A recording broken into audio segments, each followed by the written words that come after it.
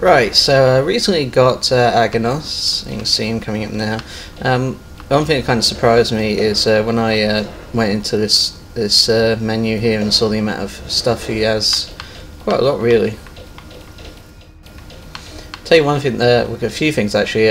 Retro costumes I would like to see. I'd like to see a retro costume of when he was first built, just to see what it looked like it was new. And I also thought it'd be pretty funny to go take retro to a whole new level, make it so like a billion years ago, so that he's wearing like volcanic rock and lava. But then again, I kind of thought about that with Cinder coming out, might be a bit too similar to what Cinder looks. But yeah, that's quite impressive, the amount of stuff he's got.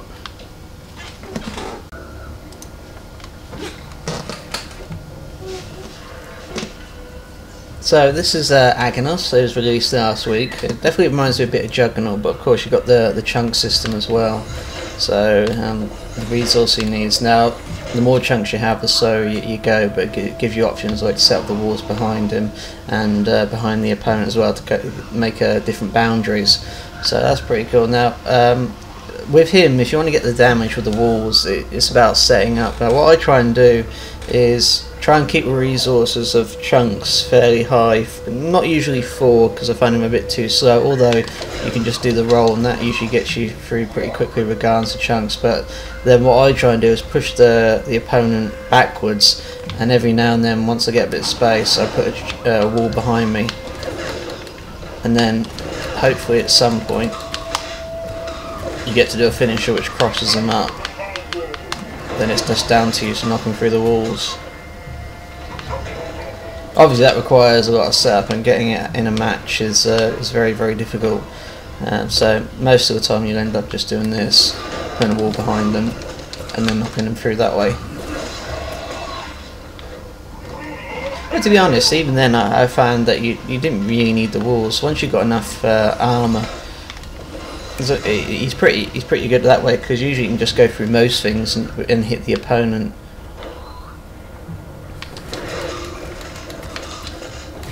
And of course to get the chunks you can just do it manually, but when I can, if you just do the end of that gets you chunks pretty quickly.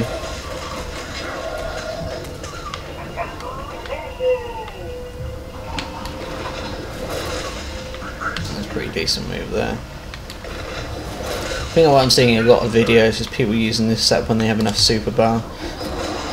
Knock it as soon as that lands, regardless of block. Then you can usually just get a couple of chunks, put down a wall, and you're good to go.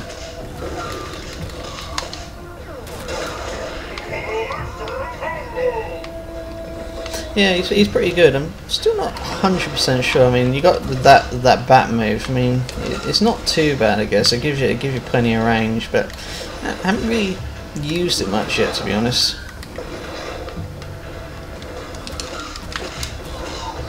I suppose you can change stuff into it. So if you do light punch, medium punch, heavy punch, yeah. And if you do light punch, medium punch, yeah, that works anyway. So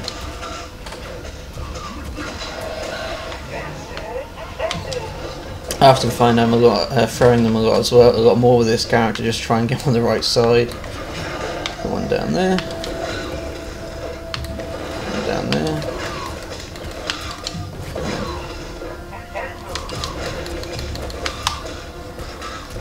Cross them up.